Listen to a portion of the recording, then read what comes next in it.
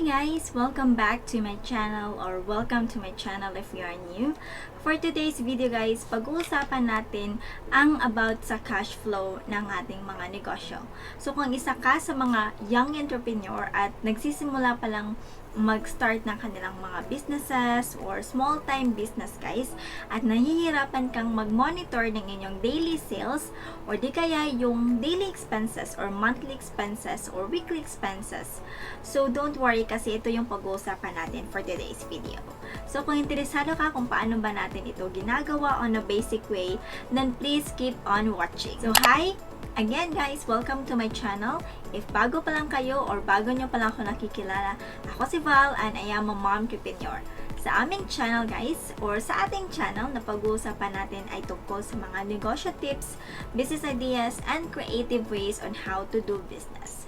But for today is meron tayong kakaibang pag-uusapan. Related din naman ito sa negosyo, pero hindi siya negosyo tips, but it's more likely in the management part. Okay? So, meron tayong mga commenters or mga viewers and subscribers guys na nagtatanong paano nga ba ginagawa yung daily sales report or yung daily monthly expenses or etc. Yung mga ganong bagay. Yung kumbaga incoming at outgoing ng cash flow ng negosyo. So, basically, ang ginagawa guys is parang nililista lang natin on a daily basis like on a spreadsheet or kumaga meron lang tayong logbook na sinusulat yung daily sales for example from November 1 up until November 30 nilalagay lang natin yung daily sales doon, di ba? And then sa side naman dito is meron siyang daily purchases, so on that day magkano yung naging purchase ninyo, and then on that day naman magkano din yung expenses ninyo. So, mga ganong klaseng bagay. Nililista yan manually. And I've been there, guys. It's too, hindi siya complicated, but it's time consuming. So, what I did is, I tried to, create a spreadsheet or an Excel file that will manually calculate all of my total sales, total expenses, by just logging in or by just putting in the amount of specific expenses or specific purchases on that day. Diba? So, advantage nito guys, nung ginawa ko ito, after ko siyang na-create, is, ang advantage nito is, 1, it makes my job easier. 2, it gives me more time to be focused more in my running business or in, let's say, in marketing instead of just doing the finance. Kasi nga, all-in-one tayo guys, kasi small time lang naman.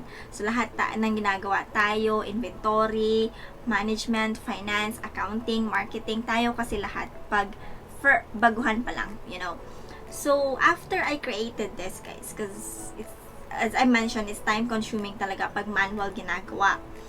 So, after I created this type of spreadsheet, my life, it's getting easier. Yung pag-monitor ng daily sales, easy na siya guys. Kasi, after I log in, I input the sale, automatic na siyang nagka-calculate. And if in that day, meron akong expenses, nilalagay ko on that day, and automatic na nag-update. And then by the end of the month, this spreadsheet will show me how much is the exact should be in my pocket. So, after that, tinitingnan ko na lang siya kung ano ba yung end of the month money cash on hand na dapat equivalent siya sa pocket ko. And for today, I will show you that spreadsheet, guys. Okay guys, so ito yung sample on how it looks like. So, ito yung cash flow natin. This part here will show us our total sales or product sales, and then down here will be our expenses. Then the ending cash balance is yung every end of the week magkano na yung remaining balance natin from the total sales less the expenses.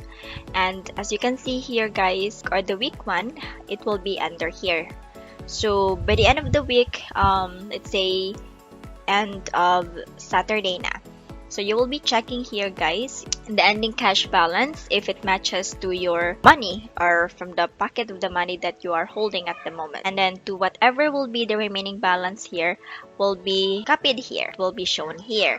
So same thing, this is for the second week. then another third week, and then the fourth week. Let me just adjust this one here a little bit. The second tab here, or the second, will be the bill tracker.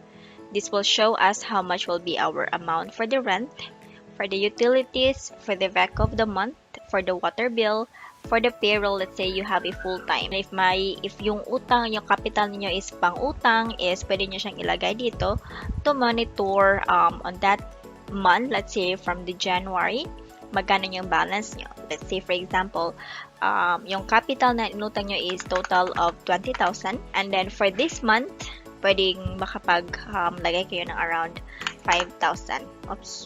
So, let's say makalagay ka ng 5,000 dyan. Date kung kailan nyo binayaran at saka yung new balance. So, that's gonna be 15,000. Then, you can put some remarks. And then, here goes with the sales, guys. So, dito nyo makikita, dito nyo ilalagay yung mga incoming at saka expenses. So, dito makikita niyo from week 1, dito siya nagpo-fall ng week 1. So, let's say for example, in January 1, meron kayong total sales of 2,500. Automatically dito on the week 1, nakikita nyo, nag-update na siya. So, yung balance is 2,500 guys. Let's say naman from the beginning balance, from the start, meron kayong cash on hand around 1,000. So, nag-a-add siya guys. So, meron kayong around 3,500 for the first week by the end of the Saturday. Same thing, let's say the next day, meron kayong 3,000 na sale. So, every time nag-a-add kayo ng daily sales, automatic siyang nagko-compute. Kita nyo naman dito, may cash on hand kayo na 6,500 for the first week, guys. Yan yung ending balance nyo. And then, on this part naman is yung mga purchases ninyo. So, let's say, nag-purchase kayo ng new inventory for your milk tea that is worth 1,500. So, automatically guys, yan, yung purchases is for 1,500. Dito siya nagpo-fall. So, for the first week, meron kang purchase na product na purchase na 1,500. So, nag-deduct yung 1,500 guys. So, meron kayong ending cash balance for the first week of 5,000. So, up until na naglagi kayo nag-add dyan. Tapos, let's say, for example, meron naman kayong expenses na. So, let's say, 500 on that day. So, yan, nag-update siya, guys. Yung expenses, dito siya, yung miscellaneous supplies. Yan. So, for the sales, ganyan. Yung expenses, I will be explaining that on the video that will be included in this file, guys. And let's say, for the second week naman, it's, let's say, tumaas yung sales mo. Let's say, nag 4,000 ka. So, let's say, nag 4,000 ka dyan. May total sales ka na 9,500. Pero dito, since meron kang expenses for the first week, nag-add yung total sales na 4,000, 8,500, 4,500 from the remaining balance, and then 8,500. Yan. So, dapat may cash on hand ka na 8,500. Same thing if meron ka namang purchases on that week for around, let's say, 2,000. Yan. Mag-show up siya dito, guys. Here. Ganyan siya kadali gamitin, guys. Enter na kayo ng enter every time may daily report na dumating sa inyo na ganyan yung purchases ninyo, ganyan yung expenses ninyo, ganyan yung daily sales ninyo. And if you can see here, so dito naman, guys, meron tayong weekly purchase budget tracker and then purchases expenses. Yung sinasabi ko, dito nyo ilalagay manually yung record ninyo sa on the date kung magkano yung, let's say for example in January 8, 21, meron kang item dito na purchase, let's say milk tea supply 1,500. Yan. So this is for your record, guys, kasi mapapaas kayo, ha? Ano yung 1,500 na purchases niyan? So dito nyo makikita yan. Okay, nag-purchase pala ako ng milk tea supplies.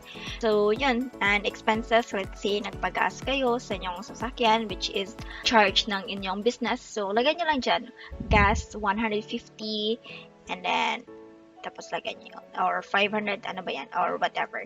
So, ganyan lang siya, guys. Ganito siya kadaling gamitin, and mamamonitor niya na siya, guys, yung ganyan. So, even if not, this is not limited only to milk tea business or a business that has a physical shop, but also for those RTW, guys. Kaya siya generalize ko ng product purchases and not food purchases or food sales, but product, because this is not limited only for the milk tea business or food business, but also an online retailer store. That's it. So let's go back to our regular video. Don't have to worry kasi I know that the one that I'm showing you right now, it's from the computer. If wala kayong computer, I totally understand. But it's okay kasi ang file nito guys, it's downloadable via Excel. And Excel file can be downloaded if you have a smartphone.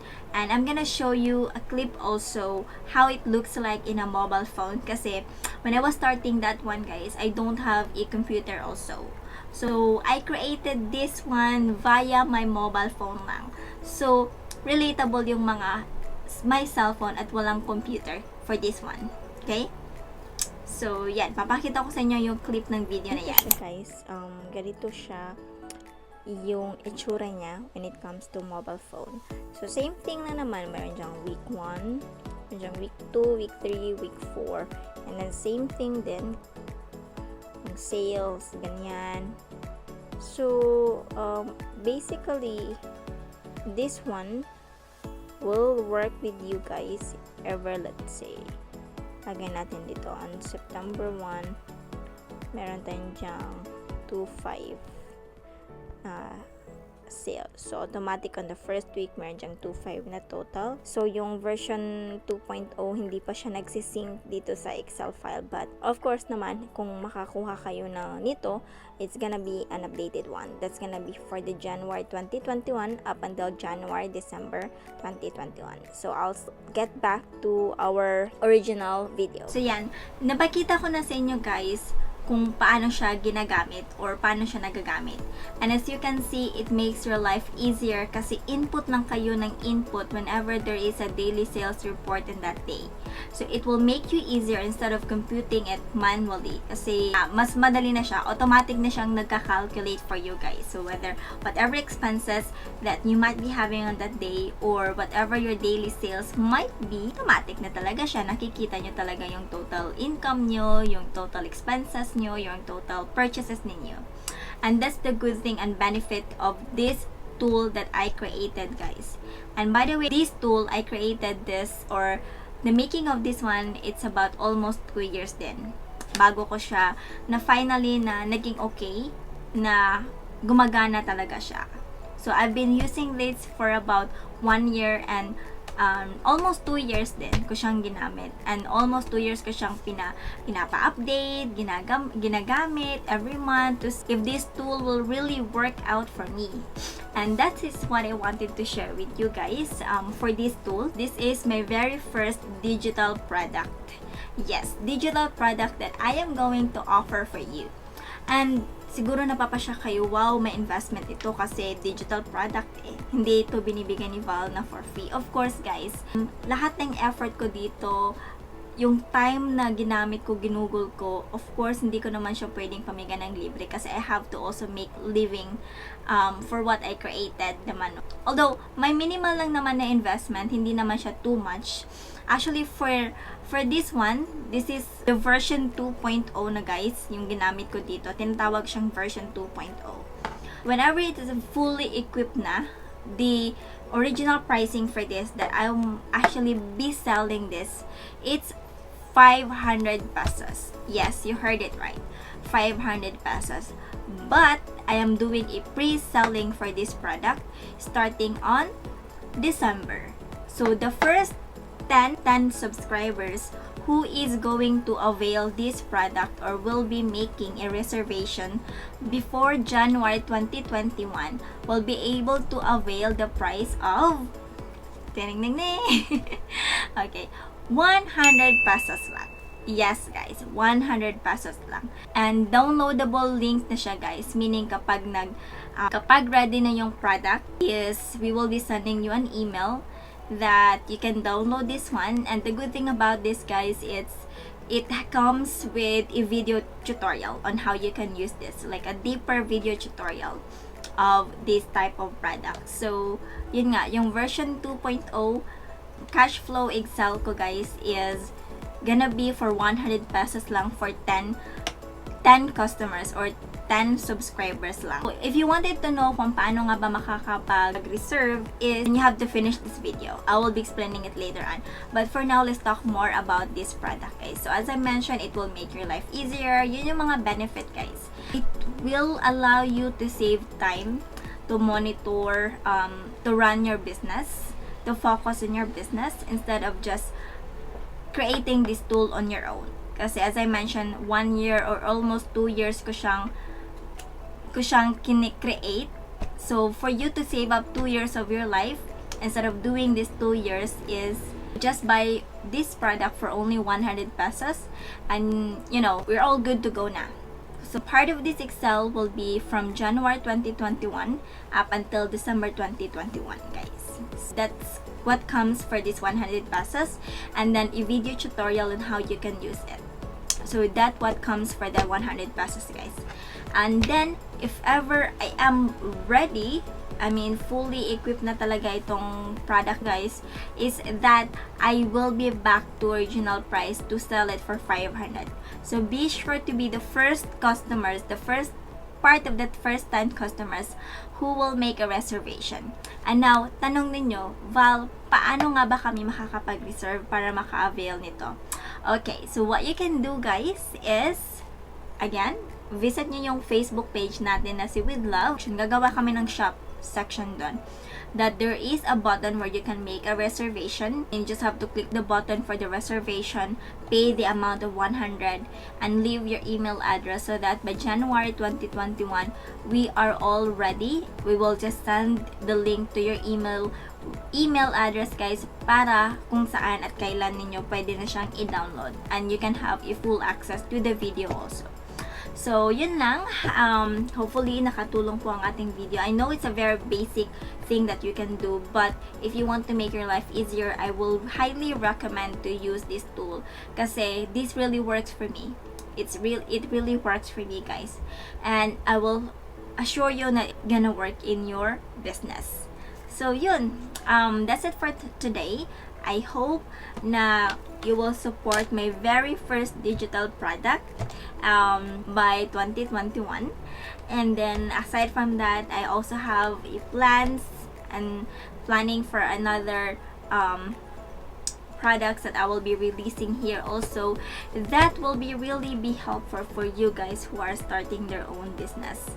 So that's it for now, guys. Avail na, now na, make a reservation para maging part ka sa mga first 10 customers na makaka-avail nito. So that's it for now. I will see you on our next video. And then please don't forget to hit like, and then share this to your friends who nangangailangan.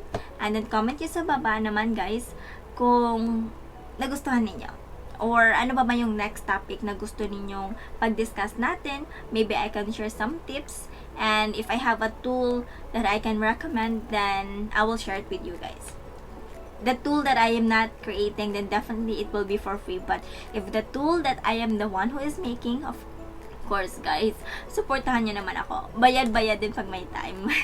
But that's it for now. I will see you in our next video, guys. Bye!